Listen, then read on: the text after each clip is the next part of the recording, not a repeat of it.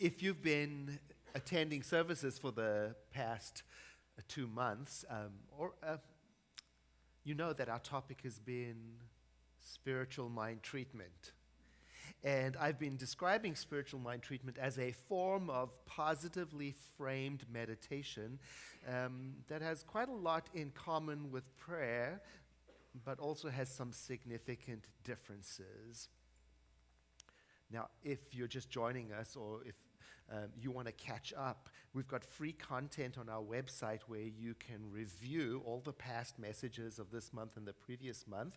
And I think it's helpful to do that because each week we're adding to the conversation from the previous Sunday's messages. So without the previous week's information, questions might rise up in you that quite likely we've answered in a previous week's message. For example, I've been talking about some common misconceptions about spiritual mind treatment. And by the way, thank you for all of the messages and emails that I've been receiving from people with questions and appreciation for going in depth into this. It's nice to know somebody's listening. So I appreciate that very much. And if the topic today gets a little bit complicated in the message, keep in mind that you can always go back and review it. The video will come out very soon, tomorrow or the next day, and the audio is available immediately after the service in the bookstore. So you can review that in your own time. And if you're loving what you're learning and you want some more, keep in mind that January, when Reverend Joyce DeFallo is going to be teaching the basic ideas of science of mind, a new course that deals with this topic of spiritual mind treatment in particular. I bumped into one of our long-time members of the center signing up for the introductory course. I said, haven't you taken all of these classes already? And he said, yeah, well, I actually sign up for the basic class every other year, whether I need it or not. And I said, well, why is that? And he said, well, it's not that I don't know the information. It's what is revealed in the discussion among the people that really helps me fine-tune my understanding. And I thought that's true. You know, it's in the people who show up that the learning takes place. And we do have discounts and scholarships for people who are repeating classes, so keep that in mind. And we're also starting to explore a new hybrid version of our education, in class simultaneous with online. Like, for example, the class circulation that's coming up in October, where we will be discussing the spirituality behind prosperity and abundance and circulation.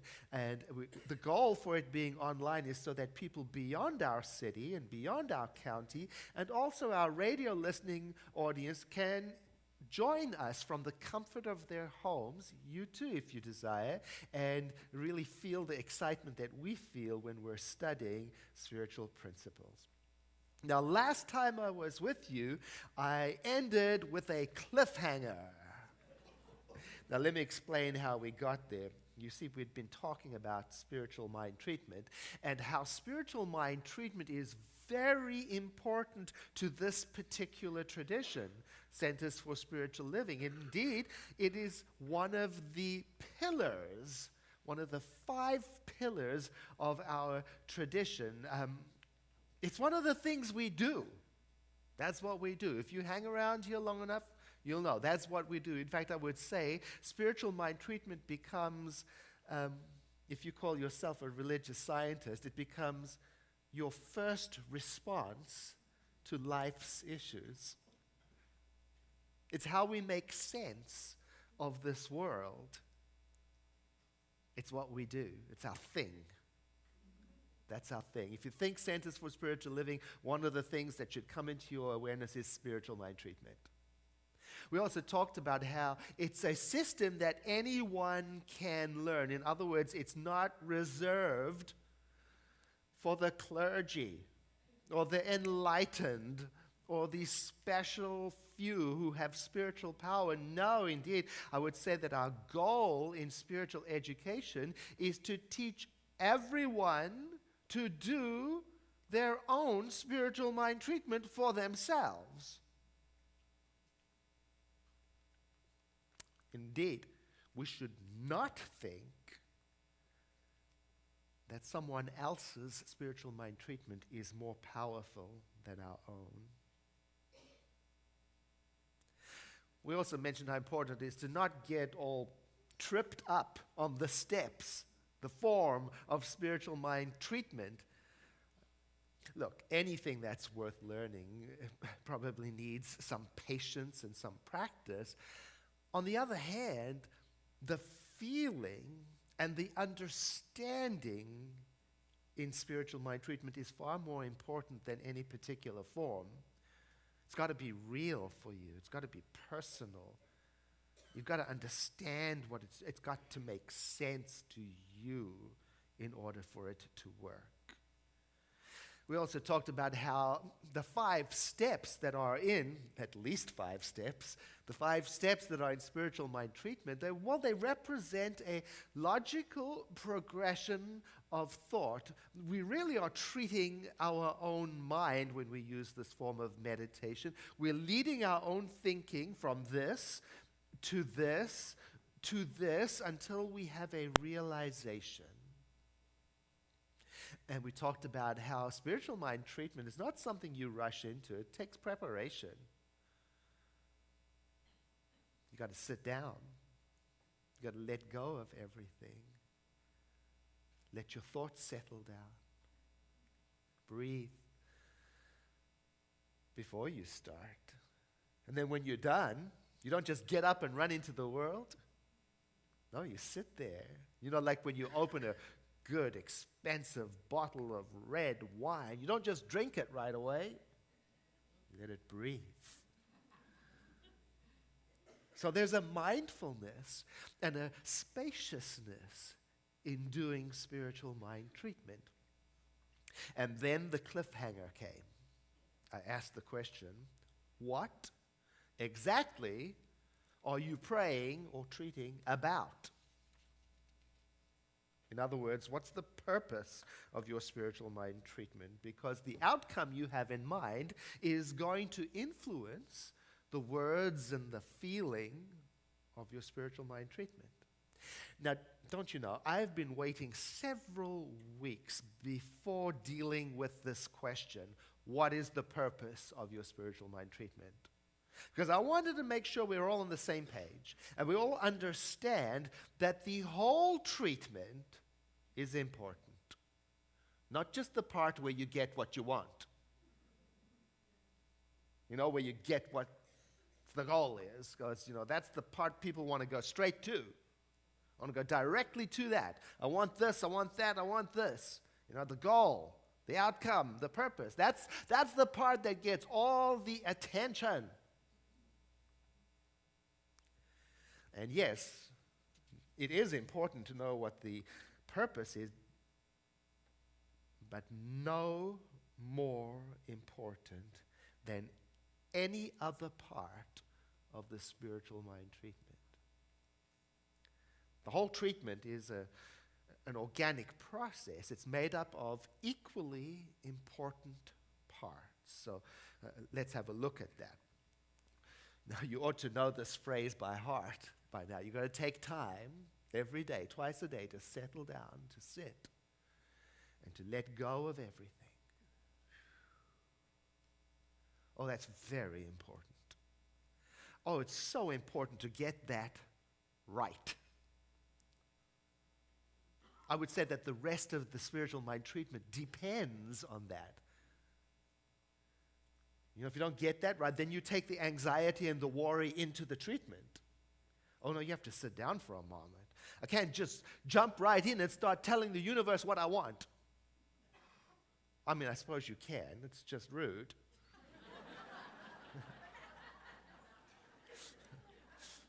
I got a lovely email from a colleague, you know, and it said, "Dear Edward, comma, new paragraph.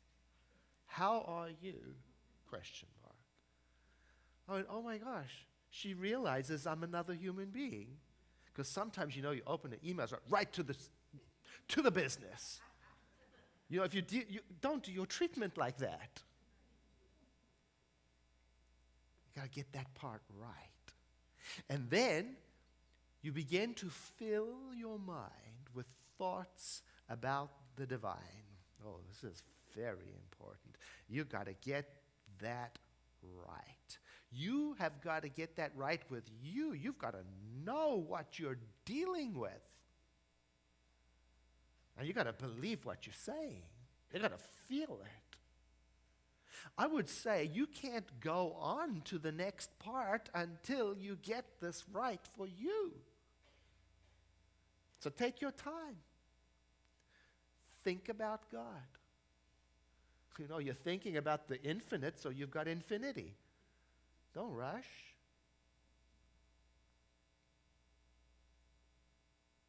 Talk to yourself about the divine. And then at some point, you begin to go on to the next step where you think about your own relationship to the divine. Oh, again, this is very important to get right for you. I would say that the entire spiritual mind treatment depends on you really getting your relationship to the divine sorted out. And by that, I mean your oneness with the great all that is. So take your time. Sense it. Sense the presence of the one mind flowing through you as you. Don't rush. One of my early teachers said to me, you know, if you get this right, if you really get this right, you don't need anything else. It's a standalone practice. Do that every day, twice a day. Oh, you're going to do well. Practically speaking, though, often we pray for very specific reasons. You know, we have a definite purpose in mind. And that's important information to know what my purpose is, because it's going to affect each treatment. And then each treatment will be different in tone and form. For example, a treatment about health and vitality is going to be different in tone from a treatment about peaceful sleep. One is going to use power, energetic words. The other is going to use calm and peaceful words.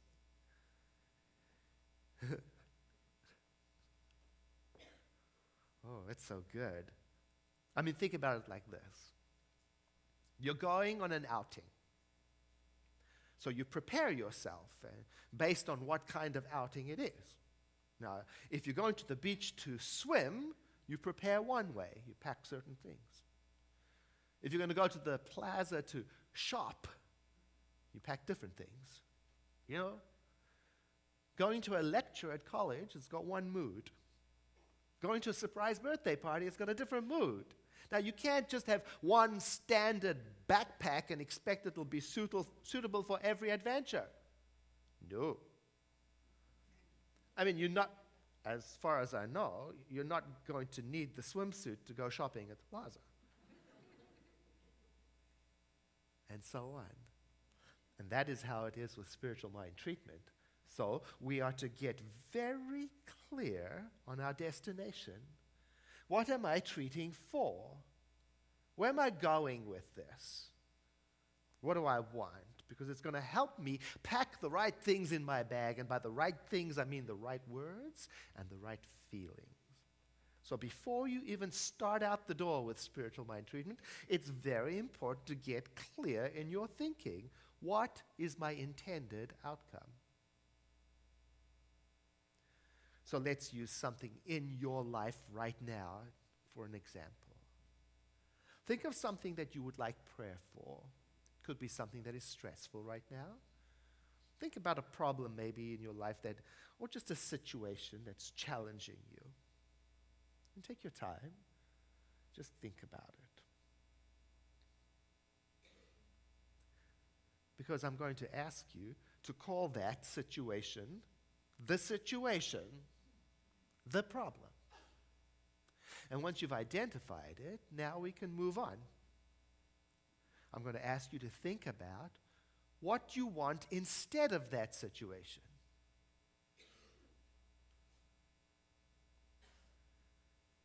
because that's your purpose for your spiritual mind treatment. That's what you're going to be treating about. And if you're like me, you may have noticed that it is easier to describe what is wrong than it is to describe what I want. I'll say I want this, and I keep on reverting to what is wrong, as if I explain enough about what is wrong that it'll somehow get me to what I want. We have prayer in the Grinton Chapel just out there after service, where prayer practitioners sit and they do spiritual mind treatment for people, and we ask them to prepare by identifying their desired outcome, the purpose. Because, it's not therapy. It's just a 5-minute focused spiritual mind treatment. That's why we ask people to identify the solution they have in mind, the outcome they have in mind. Because you don't have to describe the problem to the one praying. It's probably better that you don't spend any more time than you already have spent on the problem. You don't want to enroll the person praying into the problem's solidness. No, you probably have given that enough time, and you want to enroll them in the solution. And this is where it can get a little tricky. You and I want to practice describing the desired outcome in our own mind with as much feeling as we use when we are describing the problem.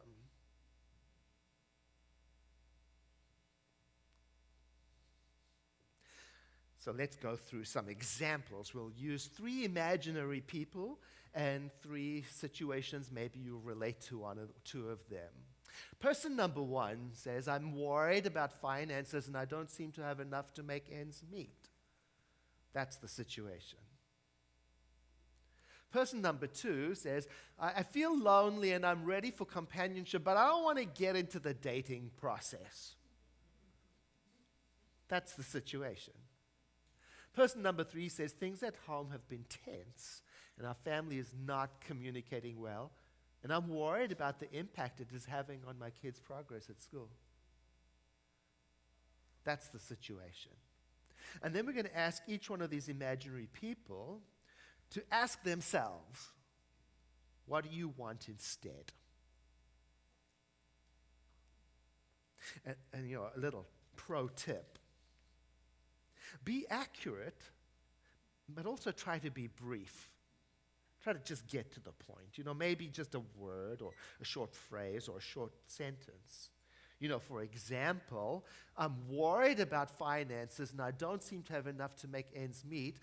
Ask that person, what do you want instead? And perhaps they'll come up with something like financial security. Person number 2, I feel lonely and I'm ready for companionship. What do you want instead? Maybe they would come up with something like companionship. It's that simple. Person number 3, things at home have been tense, and you ask them, what do you want instead? They might say, harmony in my home. That's the purpose of each treatment. Whew. Now let's take it a step further, even deeper. I'm going to ask each one of these people to imagine that it's just sometime in the future, very near future.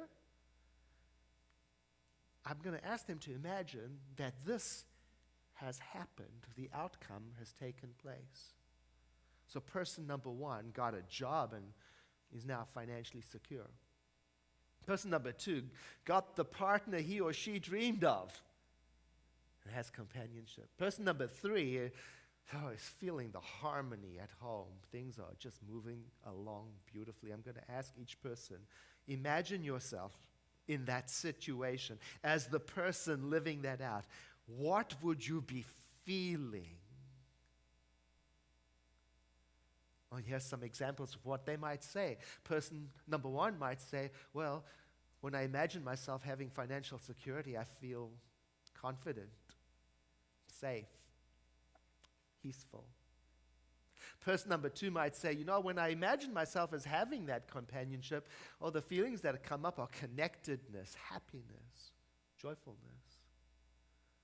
Person number 3 might say, when I imagine my home filled up with harmony, what comes up is harmonious feelings, loving kindness.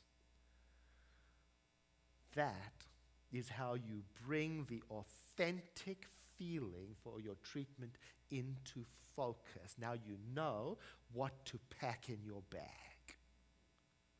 Yes, you're going to be doing a treatment about financial security, and you're going to be using words such as confidence, safety, and peace.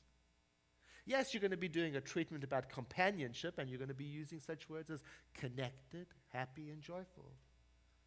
Yes, you're going to be doing a treatment about harmony in the home, and you're going to be using such words as harmonious, loving, and kind. That's how you do it. So let's take number 3 and turn it into example. I'm going to imagine I am person number 3, and I'm doing a treatment about harmony in my home. I know that's my purpose. So first thing I'm going to do is I'm going to take time to be still, to relax my body. Let my thoughts still. I'll take some time doing this. Might even observe my breathing for a while. I'm not going to rush into it. I want to find all the little places in my being where tension hide. Let it go so I can be as available as possible. And then at some point, I'm going to begin to fill my mind with thoughts about the divine, using the words harmony, love, and kindness as much as I can. So I might talk to myself silently and say such things as, for example, there is only one perfect love. It is divinity. Only one, no other. And it is the source of all love, of all harmony,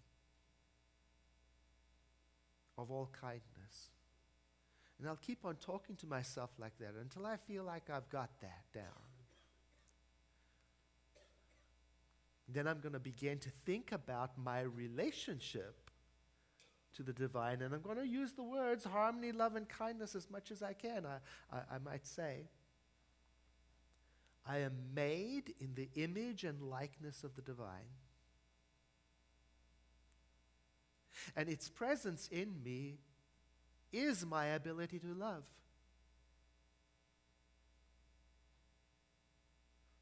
It in me is the source, the place I draw upon for kindness. And I'm going to stay with that until I feel this unity. And then, at some point, without rushing, I'm going to move into the next step, where I'm going to describe to myself the spiritual truth about that purpose I identified. I'll take some time. I might say, the divine is present in me and in my family as the power that connects us easily and effortlessly through love. That is there. I might say to myself, I realize that there is a natural inclination in me towards loving kindness. And it expresses easily and effortlessly, and it connects me to everyone in my family. So I'm describing the spiritual truth of my purpose. I might say, I embody kindness, and I express it in my family. I feel love, and I express it in my family. I am the channel through which divine harmony flows, and I just keep on that. I'm not worried about how things look. I'm trying to get to the spiritual truth. And then at some point, I should start to feel the feels. Oh, I call this rejoicing. I might say to myself, I celebrate this new awareness I have about my family. I feel truly grateful for this shift in my consciousness, for knowing this truth about my family. And then I got to let it all go. I got to release it, I might say to myself something like, I let go and I let God flow through me, or something like that. I might say, Amen. I might say, and so it is. I could even say, I release my word. Whatever I say to feel complete, and then I'm not done. And then I sit there. I sit with what I've said. I want to feel the completeness of my spiritual mind treatment. I want to feel the realization. You notice that each treatment is complete and deals with one topic. So it has a lot of integrity. It's not a shopping list. Another pro tip. When talking about spiritual mind treatment, try this on. Instead of saying, I'm treating for harmony in my home, instead of saying, I'm treating for companionship, instead of saying, I'm treating for financial security, take that word for and replace it with the word about. I'm treating about financial security. I'm treating about companionship. I'm treating about harmony in my home. Oh, see that? I'm not treating for something. The difference is very subtle because the word for places the result out there as something to attain, whereas the word about brings it really close as something that already is. And spiritual mind treatment is the process I go through to get my consciousness expanded enough to accept it, to accept what is spiritually true. I'm aligning my thinking with that truth. I'm not begging for anything. I'm not asking for anything. I'm accepting something. I'm getting clear on something. Now I'm going to say that again because it is very important to know the difference. I am not asking for anything. I'm not treating the universe or God like a vending machine. I'm looking to change my mind from there to there to there, to grow in acceptance and in awareness, to accept a bigger picture for my life and for myself and for my family, one in which harmony and peace in the family is as real to me as my breathing is. I can see it in my mind's eye. I can feel it. I know it. No matter what it looks like on the outside, in my spiritual mind treatment, I want to be clear. And that is why Dr. Ernest Holmes says that spiritual mind treatment is not well-wishing. It is not hoping. It is not sending thoughts and prayers. It's not asking for a blessing. And next week we'll discuss exactly what he means by that. But for now, we'll use that situation that you identified earlier, your problem, for spiritual mind treatment. So I invite you to think now, whatever you came up with, what you want instead.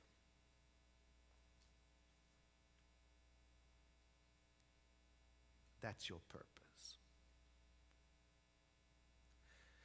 And taking a breath in, let your eyes close. Begin to let yourself settle down, relax any tension that might be in your body if you can. Notice your breathing.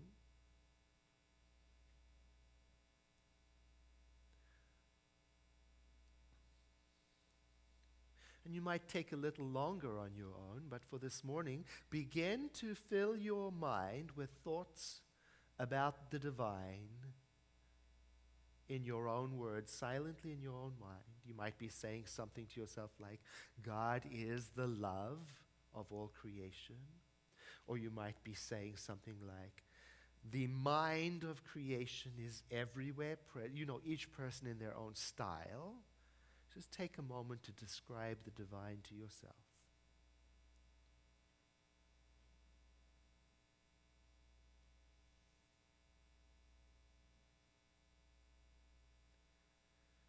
And when you're at home, you might spend a little time like that.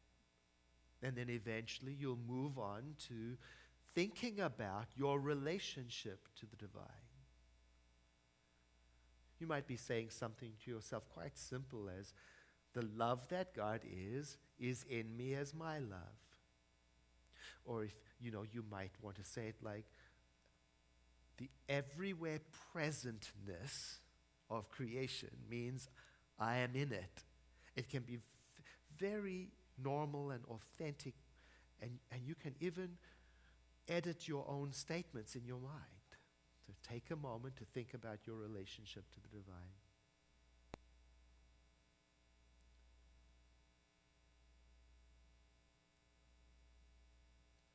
You might take a little time doing that at home, but for now, I invite you to think about that which you identified, what you want instead. And using your beautiful imagination, imagine that you are the person living in that it has already come to pass. See in your mind's eye, or if you prefer, feel what it feels like to be that person who lives in the world where that has already taken place. And then silently describe yourself in this new reality and try to get a warm feeling of clarity about it.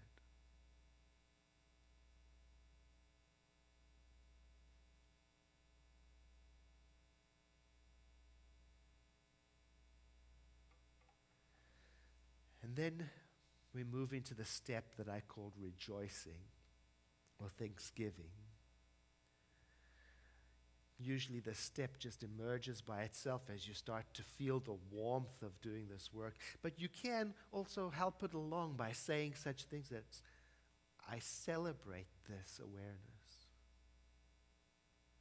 You might even say, I rejoice in what I have seen, in what I have accepted.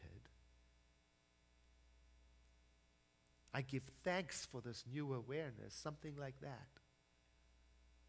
Or you could just silently feel gratitude.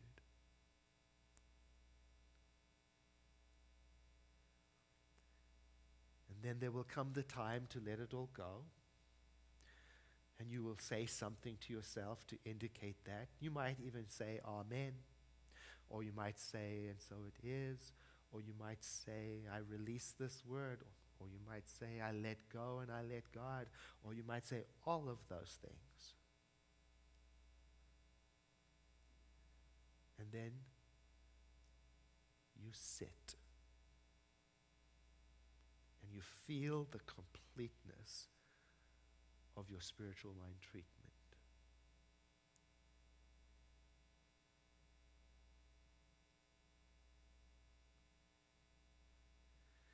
And then at the right time, you'll take a deep breath in like this. You'll sigh. And then you'll look out at the world and decide what you'll do next.